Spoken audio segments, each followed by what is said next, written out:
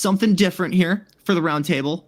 I'm going to name a team, and you guys are going to tell me which driver is going to win a race first, or if the team goes winless.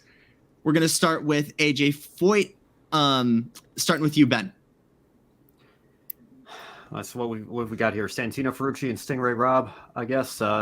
Stingray Robb, as much as I would love to see him get a win, I don't know that he's quite at that level yet, or that Foyt is going to quite be at that level yet, even though they do have the technical partnership with Penske going for them this year, so we'll see. But Santino Ferrucci, he's been knocking on the door for so long. I'm going to say he gets one this year. I don't know where it's going to be, but I think that he's come so close so many times. He's been fast enough so many times. I think this might finally be the year, but he closes the deal and gets Foyt a victory. Yeah, Ben, I tend to agree with that. And if Santino Ferrucci wins the race, I think it's going to be the Indianapolis 500. Because have you guys seen what Santino has done ever since his very first race at the Indy 500? Oh, yeah. He's taken to that track like a duck takes to water. It just seems like that's his track, and when just one over these years that Santino and his team are going to get this right, and they're going to get that Indy 500. So if I had to pick between the two Foyt drivers, I think Ferrucci probably stands the best chance of winning the Indianapolis 500 because AJ Foyt Racing, they really pour so much into their program for the month of May, and having the Penske alliance this year, I'm sure that will certainly help them out a lot. So earlier tonight, I just filmed a bonus episode for my podcast, the Garrison Podcast, over on YouTube. You can sit right here on YouTube. You can subscribe, check it out a few days. But I kind of talked about this exact same thing with Santino Ferrucci, that I don't think he'll win a race, but if he does, it will be the Indy 500. That's like the only place I could really see him actually pulling off a win. So to answer the question, they're going to go winless unless Santino wins the Indy 500. Gonna remind you guys, I believe Joe does have the links to all of our externals in the description below if you guys want to check out what we do outside of here, covering the sport that we love. I want to remind you guys that AJ Foyt is entering a alliance of sorts with Penske, kind of intermingling crew and equipment, and I think that's going to benefit them in a long way. I think we still got to ask, of course, are they going to be in winning condition? And I'll go bold here and say that Ferrucci doesn't win Indy. He's going to win Nashville, drag race to the line against Joseph Newgarden. And that would be fun because they had a little argument one time after a race at Gateway before, so that'd be kind of cool. We'll do that. We'll do that. I'll get out the hot takes early. So will Joseph go yell at him after the race again if that happens? I think it'll be a bro handshake moment. We're cool now. Oh, okay. If that happens, we'll see. Yeah. Andretti Global. That's Herta Eriksson and Kirkwood. Don't forget Marco Andretti, who's going to be running the 500. Kobe, what are we thinking? I said, well, if I had to pick Andretti Global driver to win a race first, I think that this could be the year, that Colton Herta starts to get back on track. I remember at one point, Colton Herta, a lot of people were trying to, rush him off the Formula One, being like, Colton Herta is the top American prospect to go race in Formula One. And then, after that, then, he kind of, his performance dipped in the IndyCar series, and he hasn't really, completely looked like the same Colton Herta we saw before. And I think 2024 could be a year, that Colton Herta reminds us, that he's still that guy. So for Andretti, I'm going to hold off a little bit on commentaries. This relates to my bold prediction later. But I am going to go with Kyle Kirkwood getting a win first for that team. I think all three of their full-time entries are very much capable of winning. I still, I can just imagine Marco Andretti winning the Indy 500. What a story that would be. That would be crazy. Absolutely fantastic to watch. I don't know that he, is going to ever do that at this point in his career, coming back to just run that one race. But, I like what Andretti's done here, this strategy of locking these three guys down for the next 3 years here and, securing them for the foreseeable future. Marcus Ericsson, obviously Indy 500 winner, could have gone back-to-back last year, perhaps should have gone back-to-back last year, but let's not bring the red flag discussion back into this year. But Kyle Kirkwood, obviously, very talented young driver, already got a couple wins under his belt. And then Colton Herta, like you were mentioning, Kobe, somebody whose name has been floated out for potential Formula One conversations in the past, is looking to continue to live up to that hype, clearly has immense raw speed. It's just been a matter of not being able to close the deal in so many of these races for the last couple of years now. But that entire lineup, for Andretti. I'm gonna go out and be bold enough to say that they each win at least once. It's just gonna be a matter of who wins how many. But if we had to pick one to win first, if we had to pick one to win first, I would go with Kirkwood. But that's just a complete shot in the dark because I think all three of these guys are, and I think Ericsson in particular is going to be very interesting to watch how he adapts to that new environment there. I can add some light to the dark here because I think we can probably have a mutual agreement here that these guys are really, really strong on street circuits, especially Long Beach and St. Pete. And both Herta and Kirkwood, have popped off. Kirkwood getting his first win last year, Herta dominating and really, really finding new places to pass at Long Beach.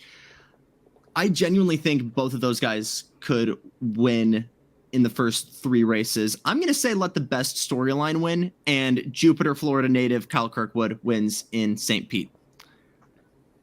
So let's cut the narrative here, though, from one team cutting down to one bulking up. Chip Ganassi Racing, that's Scott Dixon, Alex Palou, and the 2 rookies, Armstrong, Lundqvist, and Simpson. Lundqvist not really. Lundqvist moving up to the full season, excuse me. Alex, how are we feeling about this team? Well, to get their first win for the team this year, I feel like you got to go with Alex Palou, but never count out Scott Dixon. That man, you cannot count him out until that man's retired. So if I'm going to pick Alex Palou for the question, but Scott Dixon, man, that man could win 17 races in a row, and I wouldn't be too shocked because he's Scott Dixon. But I'm going to go with Palou for the question. If I were AJ Foyt, I'd be counting. I don't know that his 67 is safe. I know that Scott Dixon's 43 years old. He's got 12 wins to go. It seems like a tall order, but this is a guy that Elio won the 500 at 46 for crying out loud. I could see Scott Dixon still doing what he does now and pushing 50 years old here. I think he's still got at least 3 to 5 years left of being a solid championship contender, which he always is with where he ends up in the points. But to Alex's point here as well, I think it's either going to be him or Palou.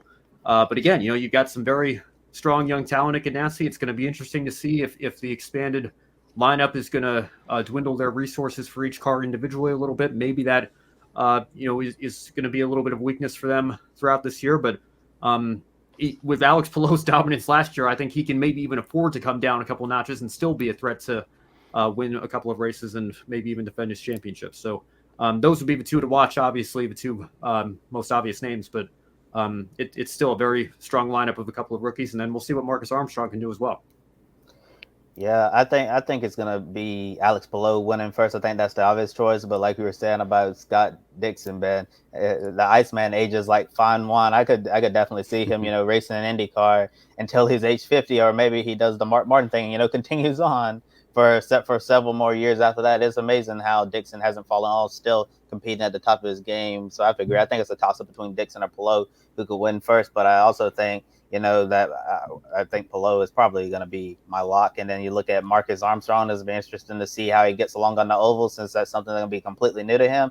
We saw some flashes of brilliance on the road and street courses last year. Had some growing pains there, which is not uncommon for a rookie. So we'll see how much you learn from that. And then the 2 rookies they have on the team, Linus Lundqvist, really looking forward to seeing what he can do. Finally get to run full-time in IndyCar, especially at a top-notch team. And Kiffin Simpson, I think he has a lot to prove this year, because considering the performances we've seen from him in the Indy Next Series, a lot of people really thought Kiffin Simpson wasn't truly ready for this seat. But then you look at what he's doing over in sports car racing, and you're like, wow, this guy is the real deal. And then if you look at the timing sheets from preseason testing at Sebring, he's right in the thick of it. I'm like, wow, like Kiffin Simpson's is fast. I never saw this one time during Indy Next, and it just could be one of those cases, where Kiffin Simpson's, skills as a driver just didn't translate well to the Indy Next car, and he might be better suited for the Indy car. Sometimes in racing series, you'll see where one driver in a lower level series, they're not really that great with the car, and then once they get in the big car, that's when they take off. So I think,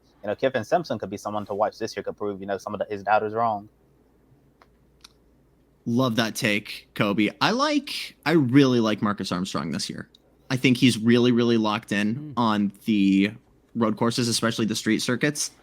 And I think with the right chances, especially, again, first 3 rounds here, we got to remember St. Pete, Thermal, Long Beach. I think he's got a really, really good shot at Thermal. If this is a total shot in the dark, he had a lot of test time there last year. So I really do like Armstrong here for getting this first win. Let's jump over to a team who we didn't know who was driving for them until about 10 o'clock for me this morning. This is Coyne Racing. Jack is back. It's Jack Harvey alongside Nolan Siegel and Colin Braun. They're going to be sharing all three of those cars throughout the season. Let's start with Alex. Do we think they can pull off a win this year? I don't think they get a win this year, but this is a very interesting lineup. They brought in Jack Harvey, who's, a veteran at this point. Nothing flashy. I mean, his career highlight for him is bumping Graham Rahal out of the 500 last year. I don't think he'll get a win, though. Nolan Siegel, rookie from Indy Next. Same thing as Kevin Simpson. I don't think he'll get a win. Colin Braun, though, I am very excited to see in an IndyCar. I don't think he'll get a win, but I honestly think he might be the best, in the races that he does, the best Coyne driver this year. So even if he's newer to IndyCar, I think he's going to be a lot of fun to watch. Ben? Yeah, I don't know. I think that Coyne is a very interesting lineup. Obviously, having just been put together here this morning, to be quite honest, or at least being announced this morning. I would love to see them get a win with any of these drivers. I think that would be a great story for that team. But we do have to remember, again, this is not a Ganassi or a Penske, in terms of resources or budget or anything. They do the best with what they've got, but they haven't won a race since I think Sebastian Bourdais was driving for them. So it's going to be a tall order. I would probably lean towards saying, if I had to make a prediction, that they might be able to squeak a podium out once or twice, but I don't think they're going to get a win. Yeah, Ben, I tend to agree. I don't think Coyne Racing is going to be winning any races in 2024, but it's nice to see, Jack Harvey has another shot to redeem his IndyCar career after things went south for Rahal, Letterman, Lanigan Racing. And then Nolan Single, the Indy Next regular, really excited to see what he can do in the IndyCar, been able to run a dual program this year between those two series. And Colin Braun, I think he could really surprise a lot of people this year with his performances in IndyCar. I know he doesn't have the open wheel racing experience, but after, been able to run, I believe it was 98 laps at Sebring during the test, he was very impressive. Yes, he was towards the back of the field, but you have to think, this was his first day in an IndyCar, and typically when you get your first day in IndyCar, then a second day and a third, you're going to pick up the pace. So I think there's a lot of room for Colin Braun to grow, and who knows where this could lead. I know right now he's only supposed to run, just at least the first two races at St. Pete and then the Thermal Club, but he has sports car commitments obviously, but there's a lot of gaps in the schedule, so maybe Colin Braun will get some more IndyCar races later on in the year. The 30-something-year-old Colin Braun, within a day of testing, has gotten within a second of the pace of Jack Harvey. Yeah. And some people might say that's a low bar in the IndyCar world, but I really do got to credit Colin for how quickly he's adapted to this car. I think overall for Coyne, they're going to have a shot for a lot of top fives and podiums, potentially podiums. I think they need to keep it tidy and keep things really, really clean in execution, whether that's driver or strategy. And I don't know, this team has just the ability to seemingly randomly pop off at times. James Davidson almost winning the Indy 500 instantly comes to my mind in 2017. But I would see Siegel as a top performer, and I could definitely see a couple of top 10s, maybe a few top 5s from this team. Over to Aero McLaren, it's Ilant filling in for the injured Malukas, then your full-time drivers Rossi and O'Ward, and then stepping in for the Indy 500, trying to go for the double. It is Kyle Larson, starting with you, Ben. How are we feeling about this team? Do we think Larson has a chance of winning the 500? Well, let's start with this. Do we think he's in the clear for actually making the race?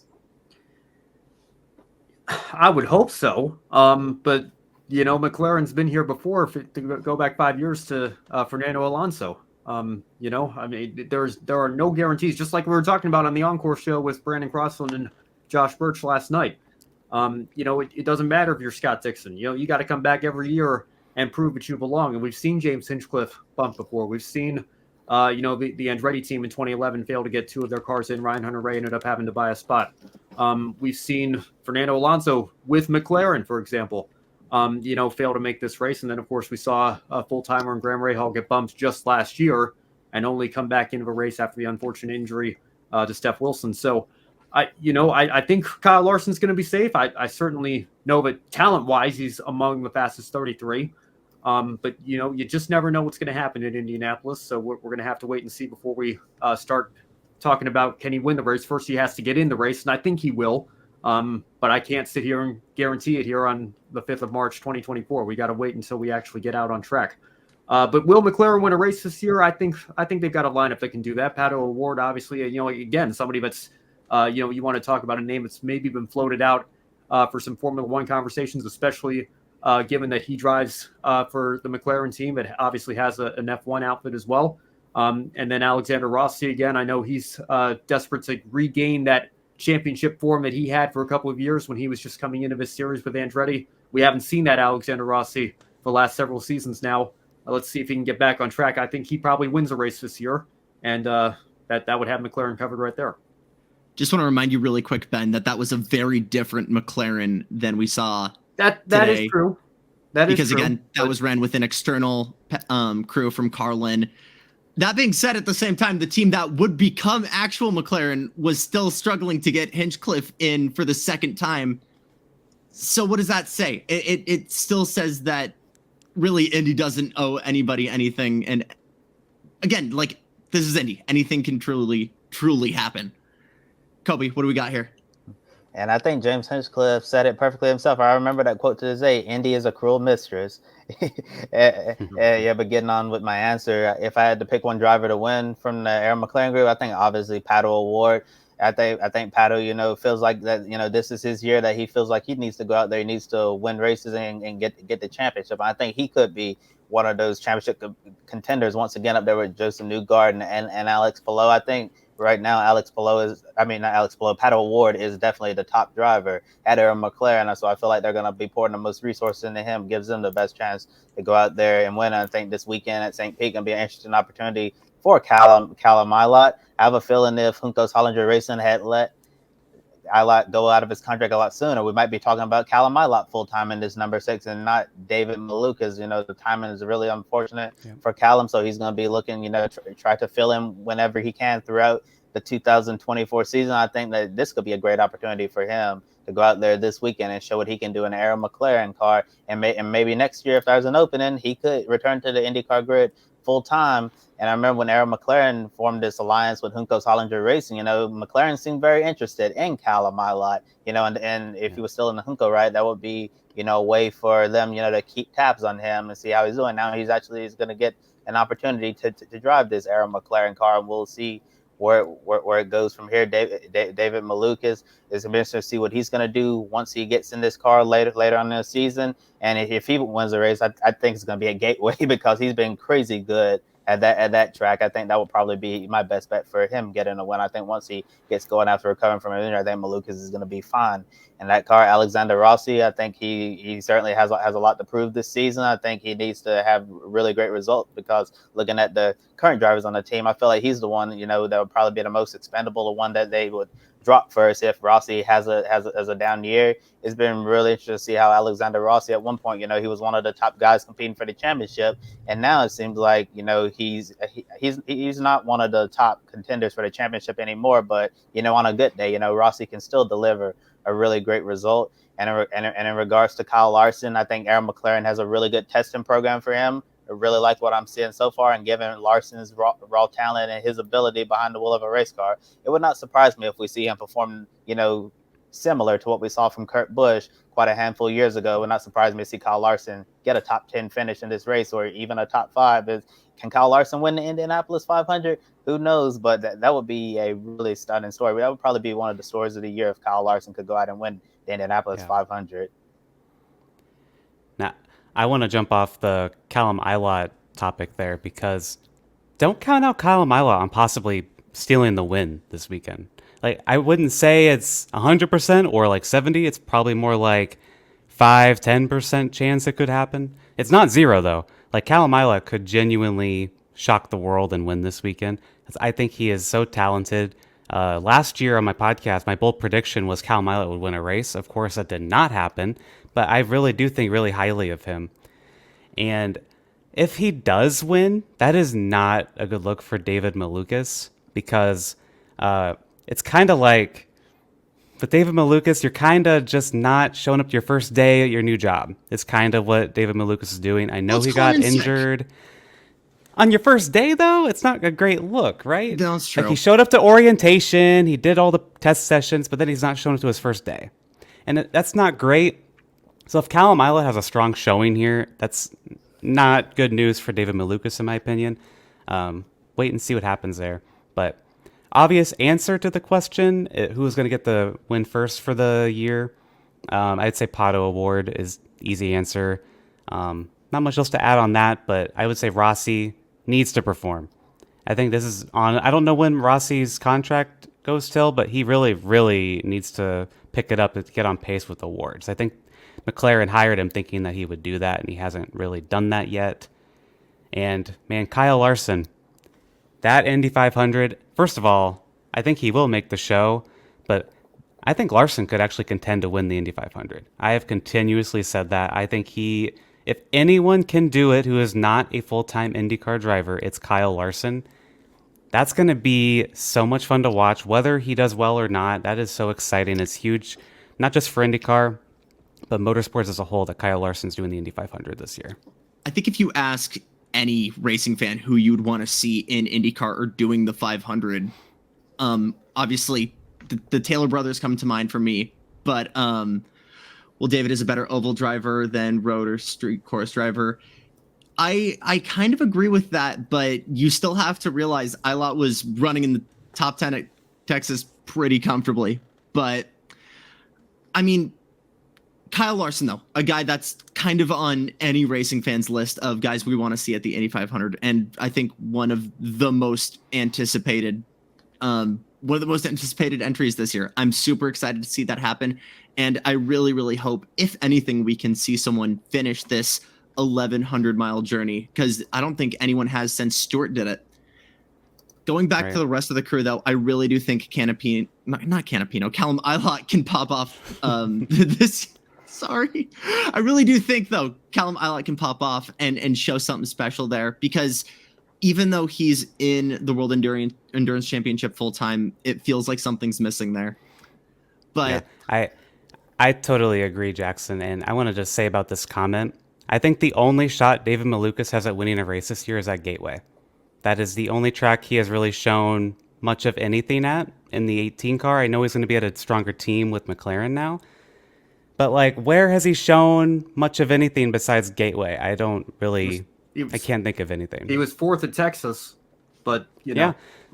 Yeah. Like, I think if he wins a race this year, if he does win a race this year, it'll be at Gateway. But other than that, I don't think Malukas is going to be too much of a contender, like race winner contender. That's why if I'm him, I'm really worried about how well Ilott does this weekend. You do kind of have two opposite sides of the same coin there almost, because you've got Ilott with really, really good road course experience, still kind of growing into the oval stuff, and Malukas almost the opposite, has shown really good results on ovals, still not quite there for road and street. So however this goes, I think it's going to be really interesting. And I think just in general, we really want to see Callum back in IndyCar one way or another. Yeah. And I do want to clarify, I think Dave Malukas is a great race car driver. I think I think he could eventually compete for a championship and wins and everything. It's just this injury really does set him back. It really does in terms of his career, because it's just horrible timing. And I know he's free to do whatever he would like to do. It's similar to like Alex Bowman and Chase Elliott over in NASCAR and their injuries last year, but it's not great position for him. Let's shift over from one of the biggest names to the mom and pop shop, the true mom and pop shop of IndyCar, Ed Carpenter Racing. Kobe, how do we feel about this team? Oh, Ed Carpenter Racing, interesting group this year. I'm actually gonna say that Ed Carpenter Racing is not gonna win a race in 2024. I think Renus VK is going to go into this year, try to do the best he can. I think he's going to hit free agency in 2025 and try to sign with a different team, because at Carpenter Racing, it really seems like, they're still going through the phase of rebuilding, try to get that program back up to where it used to be. And I guess one of my bold predictions now, that it may not be enough for them, to try to keep Rinus VeeKay in this car beyond this year. At Carpenter, he's gonna be interesting to see how he does on the oval tracks. I know Indianapolis 500 is where his heart's at, but the other oval race, last few years or so, we haven't really seen much from it. Carpenter in those races, typically running towards the back and all of that. And then Christian Rasmussen, really excited to see what he can do in IndyCar as well. I think it's going to be quite a year of learning for him, and he's going to be in that number 20 ride. But for Rasmussen, if Rinus VeeKay ends up leaving after this year, I think that 21 could potentially be his full time in 2025.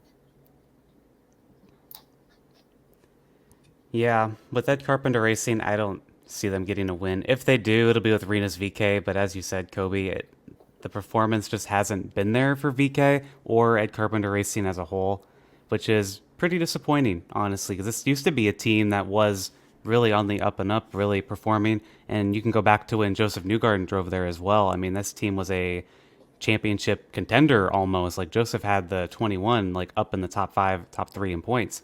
And as Adam says, I 100% agree, they will not win a race this year. Since Joseph Newgarden won at Iowa in 2016, they have one win with Rinus VeeKay at the Indy Road Course in 2021. So history would suggest that if anybody's going to do it, it's probably going to be VeeKay. I know Ed Carpenter can still show some speed on the ovals here and there, particularly on qualifying day. Carpenter's been known to be a contender for the front row and pole and everything. But in terms of the race pace, I don't know that it's been there in recent years. And I would tend to agree with pretty much everybody else. I think don't entirely count VeeKay out, but if I had to make a prediction, they probably go winless once again. Even if they are winless, one of those cars is 100% going to be on the front row for the 500. That's all I'm going to say, because they're mediocre everywhere else, but God, are those guys fast at Indy. Let's talk about Juncos Hollinger Racing now with Canapino and Grosjean entering into a similar kind of partnership with McLaren. Alex, how do we feel about Grosjean coming to this team, and do we think Canapino can improve in his sophomore year? This is a really interesting team because Agustin Canapino really impressed me last year in his rookie campaign, because IndyCar is so different from what he had done for a career. So I don't think Canapino gets a win, but I think he's going to show more improvement this year. In Romain Grosjean, there was a point that I didn't think he was even going to be back this year. I thought he was going to be like an IMSA or World Endurance Championship, something. But here he is. And I said it on a show last year. I said it several times on my podcast as well, that Romain Grosjean does better on smaller teams. We saw it when he was in the 51. He nearly won a couple of races in the 51. I think Grosjean gets a win this year. I actually do, in the 77, because this is a small team. The pressure is back off. He's not going to be expected to win. That is the big thing. At Andretti, he was expected to win. All the pressure was there, and it really got to him. He's going to be back in the same kind of boat as he was when he was in the 51. Not really expected. So he's going to just kind of go all out there, going to just kind of be more chill. He's going to be happier, I think. And we might see the Grosjean of his rookie campaign. And he might actually pull a win off this time.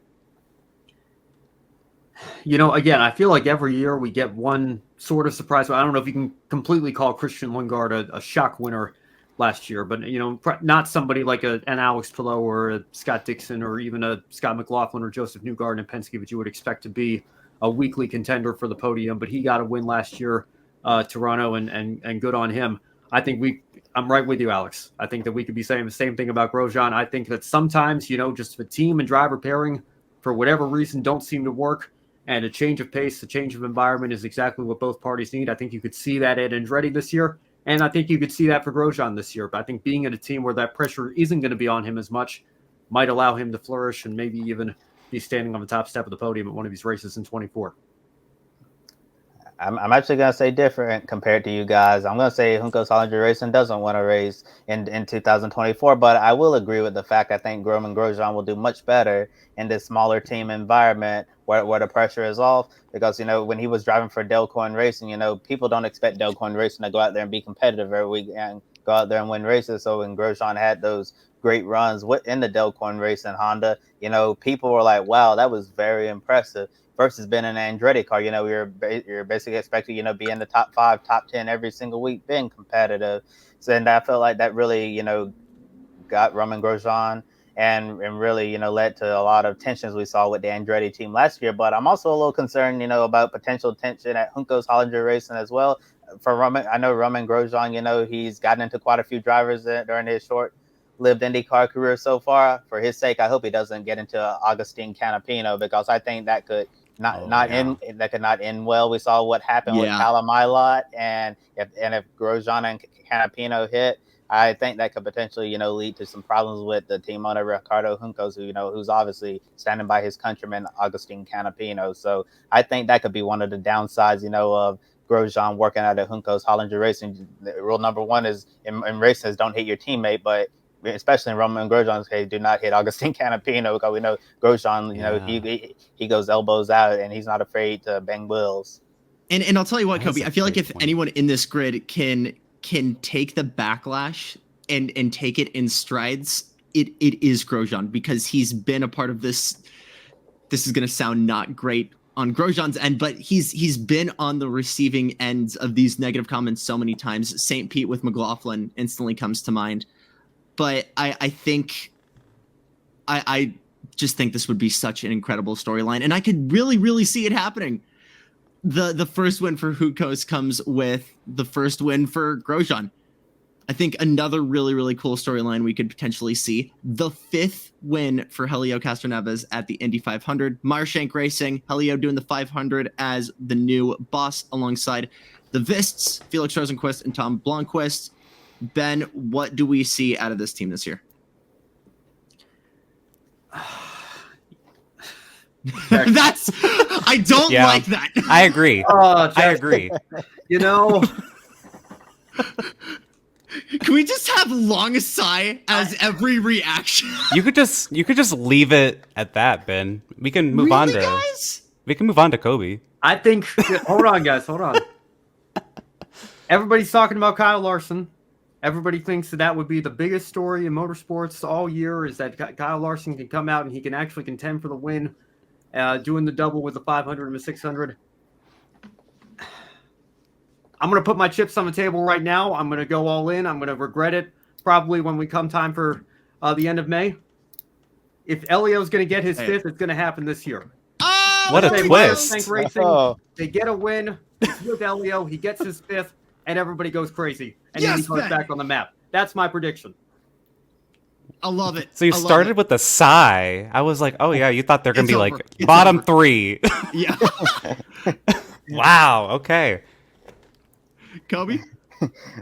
Well, I'm actually going to say Meyer Shank Racing is going to go winless in 2024. I mean, I would love to see Elio get number 5. I would really love to see him do that, but I just don't see that happening. Maybe this will age poorly for me, and it'll age correctly for Ben. And now look at their full-time drivers, Felix Rosenqvist. I think this will be a good environment for him, kind of like Romain Grosjean, low pressure environment where he's not expected to go out there and win week in and week out. I think Felix can thrive in this position. Tom Blomqvist, I think the IndyCar races we saw last year from him, not totally representative of what he can be as an IndyCar driver. As he mentioned, the amount of training that you have to do, in the different type of training you have to do to drive these physically demanding Indy cars is way different than the sports cars. And Blomqvist has been working hard over the offseason, doing the training that IndyCar drivers do. And he feels like he's more physically fit and prepared to race in IndyCar full time this season. I'm not sure what type of IndyCar driver Tom Blomqvist will be, but based on what we saw from him in sports cars, really excited to see what he can do this year. So I don't think this team gets a win by any means, but Tom Blomqvist coming into IndyCar is so exciting. I am so pumped to see how he does and evolves into a full-time IndyCar ride. And Felix Rosenqvist being in like the veteran kind of position for the full-time season, that's really interesting to me because he's never really been, super week in, week out competitive. He's always been kind of just quietly consistent. So I think him kind of being a mentor for Tom Blomqvist is going to be really fascinating to watch as the season goes on. If Elio Castroneves wins the Indy 500, that will be crazy. I'm going to be there. It's like, I'd be pumped if Elio Castroneves won. Oh my gosh. I don't see that. I am glad that he's going back to just the 500, though. That should have happened a while ago. So, and hey, wasn't the last time he did that the time he won the 500? So, I mean, maybe. I could see it. Hey, are we kind of forgetting that Rosenqvist is on this team? And I'm not saying that in a bad way. I'm saying that I think that's truly the ace up the sleeve in this team. Sure. He has winning experience. He's got great knowledge from McLaren. I think if anyone can and will win realistically, it's Fro. Yeah. From Adam, sorry, Ben, Helio doesn't win his 5th Indy 500. With what crystal ball are you giving us this information, Adam? And let me just ask it to anybody that thinks he can't do it. Did anybody expect it in 21? No. Willpower was running down that was a big surprise. Will Power told Elio Castroneves, I had to look up in the pylon. I was like, who's number 06? Nobody saw that coming. But Elio can't. And who did he go toe-to-toe with to get the job done? Alex Palou, the guy that dominated last year, that had the worst finish of 8th place, that is knocking on the door of winning an Indianapolis 500 of his own. It's the last thing that he has to achieve in this sport. And he's only going into, his 5th full-time year, I think. If Elio did it in 21, who's to say he can't do it this year? Who's to say Shank's not going to come back with speed and get the job done? And there you go. You're saying Rosenqvist is going to win? It's too good. Everybody's going to be focused on Kyle Larson. That's going to be the main storyline. That's going to be the top one-off that we think might get the win. And Elio's just going to sneak up there and quietly march to the front and get the job done. That's my prediction. I love it. I love it so much. Do we have anything else here before we get moving? No. Alrighty. Let's talk then about the other guys. Let's talk about Dylan real quick. Helio's winning in 21 for the first time. Cool I watched the 500 and I've watched every since. Also super excited to see Larson run, as are we, Dylan. Let's talk, though, about another potential big storyline here in RLL. Graham Rahal, Pietro Fittipaldi coming back, ran one race in Phoenix and a couple others before joining full-time this year. Lundgaard and Sato for the 500. Kobe, how are we feeling about this team? I think Rahal, Letterman, Lanigan Racing is going to win a race, but if it happens, I think Christian Lundgaard is going to be the one to win first. Towards the end of last year, we really saw this team start to figure things out with their engineering department, all their personnel, and they really ended 2023 on a strong note, and maybe they can carry this momentum into the 2024 season. But one of the strengths of Christian Lundgaard, obviously a really good road course and street racer, but one of his biggest weaknesses is on the oval. I think Christian Lundgaard, if he's ever going to be a championship contender in the IndyCar Series at some point in his career, he's certainly going to have to improve his oval racing skills there. And, Rahal, Letterman, Lanigan Racing in general, their oval program, hasn't always, been on par. Sometimes it might be good, but, other times not so good, especially looking at what happened last year's Indianapolis 500. I think Graham Rahal could potentially sneak off a win somewhere this year as well. Pietro Fittipaldi.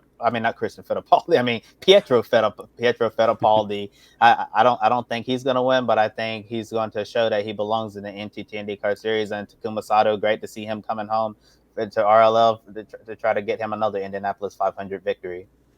You can just imagine Christian Fittipaldi, though, coming out of retirement. You want to Oh talk my about gosh. an unreal story. The single hand keeping Helio from winning the 500.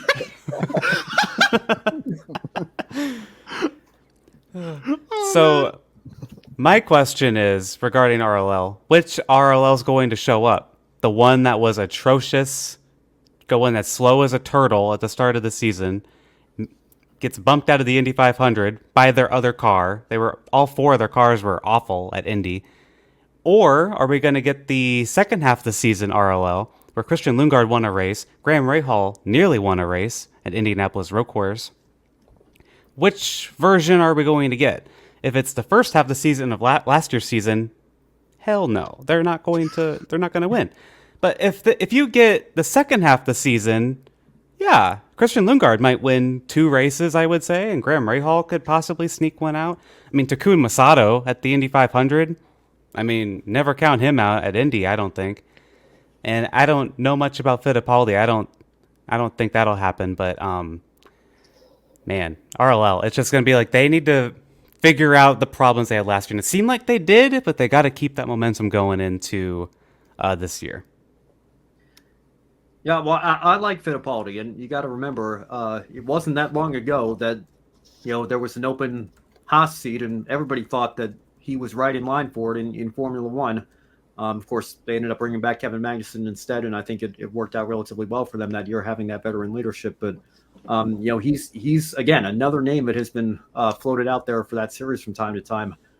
So that speaks to the talent that Haas think that he has, and obviously Rahal taking a chance on signing him for the full year of this season. I think that he could make some noise. I don't know that he could win a race because, as Alex said, it's going to depend on which version of RLL shows up. Graham Rahal, I know, is desperate to put last year's 500 behind him and come out and bounce back from that. So again, this is probably the toughest one for me because I could see it going either way. Again, it's very much depending on what we see the first couple races throughout the year, and then of course Sato, of course, at the 500. You can like you said, Alex. He's always going to be a threat there. So I think this is the one where it's probably the most. You just got to flip a coin and go with whatever side comes up here. I'm going to lean no, just because I don't know that they're quite back to where they could be yet. But if they come out, showing the same amount of progress that they made over last year, they could definitely get the job done. I'm giving you guys 5 seconds to think of this, and I'm putting you on the spot, Ben, because we're starting with you. Where do we see Graham Rahal finishing? Ready, go. Finishing in the points or in the points. I give him around 13th. Gotcha, Alex. 15th. Okay, Kobe. 11th. Lack of optimism here. Okay. I mean, the guy's getting older, but he still knows how to drive, especially on the ovals. I could really see him winning at Milwaukee, one of the Milwaukee races. Ooh, okay. Hey, he was 15th last year for the record. So that look at me go. That would be okay. You guys say that, but Rahal literally said in his last interview at Laguna Seca, "I've seen the AMR guys more than my wife this year." Like, that guy had so many crashes last year and was just on the receiving end of so much bull junk. Like, I do think the only way is up for him this year. That's with 40 points, actually more than 40 points, right? Because he sat on the pole and led the most laps at the IMS road course last fall. Oh my gosh, yeah. Finished second in that race. Yeah, so I mean, how low would he have been if you take that runner-up finish out of the equation? It's certainly a very down. I think he's going to bounce back a little bit. I don't know. Top 10 might be a bit of a stretch given where we expect the Rahal team to be and how strong the competition is going to be this year.